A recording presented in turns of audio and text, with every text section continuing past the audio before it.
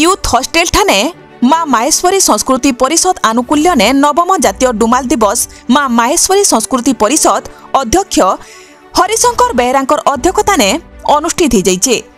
इथिरे मुखिया कुनुआ भावे बौद्ध जिला कंटामाल विधायक कन्हई चरण डांग जोगदेई पुरी आ भुवनेश्वर रे माहेश्वरी संस्कृति भवन निर्माण लगी राज्य सरकार पाखे उपस्थापना करबार लगी प्रतिश्रुति देइथिले।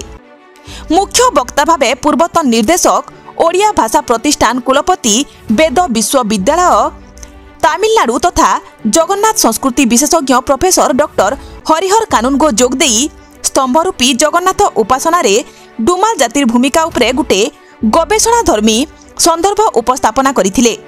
सम्मानित अतिथि भावे पूर्वतन राज्य सभापति देवार्चन चाउलिया, पूर्वतन राज्य उपसभापति पांडव कन्न, पूर्वतन संपादक कृतिवास पलिया, डुमाल परिषद ओडिशा महिला सभापति हेमवती कर्ण, माहेश्वरी ग्रुप ऑफ इंस्टीट्यूट अध्यक्ष फकीर कन्न, जिला युव डुमाल विकास परिषद बौद्ध सभापति शंभुगिरी, माँ माहेश्वरी सेना अध्यक्ष थबीर कर्मी, कुरुआ सरपंच पुष्पांजलि कलता, भेड़ान ब्लॉक उपाध्यक्ष डोलामणि खेती, जातिर वरिष्ठ सदस्य जयमंगल बिसी, मानसिंह बघार, अंतर्जामी भगार, लोकनाथ गेजो, अनुगुल केन्द्र सभापति उदयनाथ प्रधान, वाणीगोच्छा केन्द्र संपादक सुदर्शन महाकूड़ प्रमुख मंचासीन थई उद्बोधन देइथिले। ई अवसर ने भिन्न भिन्न क्षेत्र में पारदर्शिता लाभ करिथिबार व्यक्ति आउ अनुष्ठान मुख्य मान को संबर्धित करा जायथिला। शेषके निकट रे स्वर्गारोहण करिथिबार शिक्षक देशबंधु महाकुल, चिन्मय महाकुड़ आउ हीरा महाकुड़कर भाउजंकर आत्मार सद्गति लगी नीरव प्रार्थना करा जायथिला। देखो आज इटा जो करा जाउची ठीक पूरी श्रीक्षेत्र रे करा जाउची इटा होची नवम जातीय डुमाल समावेश। कथा होची हमर डुमालटा ए जातिटा कहा जाए जे जगन्नाथंगर माने आद्य सेवक थिले। कोनसी ना कोनसी कारण ताको एठी बिताड़ी थबाकू पड़ला, तो सेटा निहाती भाव रे एटा गवेषणा योग्य। हमको एक्चुअली महाराज कोप लगी गले कि तांको अन्य किछि गुटे चक्रांत करके तांको बाहर कर दिया हला, जेहेतु एमान अति निकटतर थिले प्रभुंकर महाराज कर सेथिले सेटा गवेषणा करबा निहाती दरकार। सेति लगी ए जातिर परिचय लगी डुमाल जाति कहले गुडे जा कि कहले डोम कि आ कोन कहि दे सेमति कहबा गले तो मते भी मु राउटर पढला को मते आदि असिल एसटी बोली कहथले 3 वर्ष काल मते फी देबा को पड़ला ने पर मुहूर्त मु जोठी मोर जाति लोकले कि अछि सुनले मते बहुत बहुत बढ़िया लागे। तो जतले मु सुनली जे 1997 रे हमर बौद्ध जिल्ला रो तेलिबन डाक बंगला रे गुटे मीटिंग कराला के जन युवक मान द्वारा जातिर परिचय पई सेथिरे थिले हमर शंभुगिरी, कृतिवास पलिया और अन्य कति जन मिसिकरी से गुटे डुमाल परिषद कले। तापर 2003 रे ए भला मीटिंग मान हेसला, प्रति वर्ष ए भला मीटिंग हे आसी ई जातिर परिचय सृष्टि करिया पय। आज श्री हमर इटा अहोभाग्य जे मु आज एठिकरी श्रीक्षेत्र रे आसी पहुंची और दीपक कहबा लगी मध्य आपण मान को बाइट देबा लगी गुटे सुजोग पाइछि।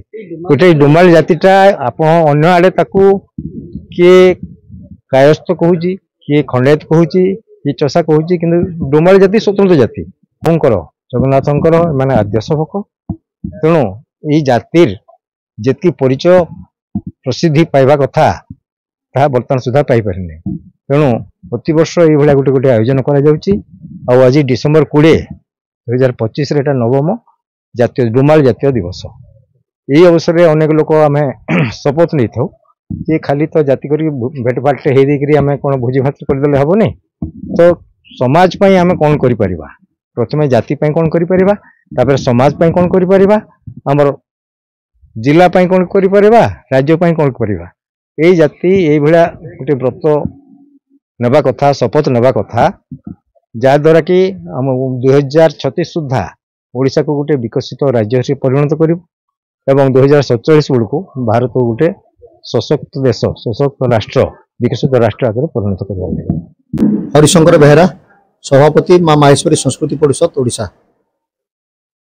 आज डिसेंबर 20 तारिख जातीय डुमाल दिवस। दीर्घ 9 वर्ष है आमर जातीय डुमाल दिवस सारा राज्य पालन करा जाउछे। विगत वर्ष मानक आम बरगढ़ जिले में पालन करूँ। प्रथम थर लगी आम पवित्र श्रीक्षेत्र धाम पुरी रे पालन करबार गोटे योजना कलु।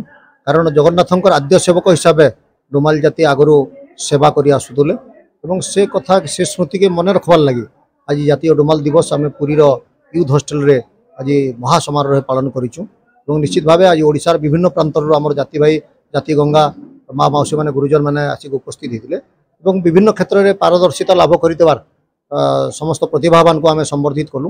और आज विभिन्न कवि कलाकार राजनेता विभिन्न सामाजिक व्यक्ति विभिन्न समाजसेवी समस्ते योगदान करते समस्त को आज दिवस में अनेक अनेक अभिनंदन। आज आम कार्यक्रम सफल होइजे एवं ये सफलतार लगी समस्त सहयोगी और जाति गंगा को मुझे निश्चित भाव धन्यवाद दूँ। आम प्राय 300 जनकर व्यवस्था करूँ कारण श्रीक्षेत्र पुरी और विभिन्न स्थान बहुत दूरता भी रोचे तेणु प्राय 300 जनकर आम व्यवस्था करूँ और आज 300 रु अधिक लोक योगदान कर निश्चित भाव धन्यवाद ज्ञापन करमी। मोर ना पांडव कर्ण पूर्वतन राज्य डुमाल परिषद उपसभापति। आमर प्रथम गोटे लक्ष्य अच्छे कानून हरिहर कानून रिसर्च रु एवं आउ तार आगुर मध्य आमे जानबार के पाइछु और आमर पूर्वज माने आमर लाई मांदेला छाड़ी करी जाइछन।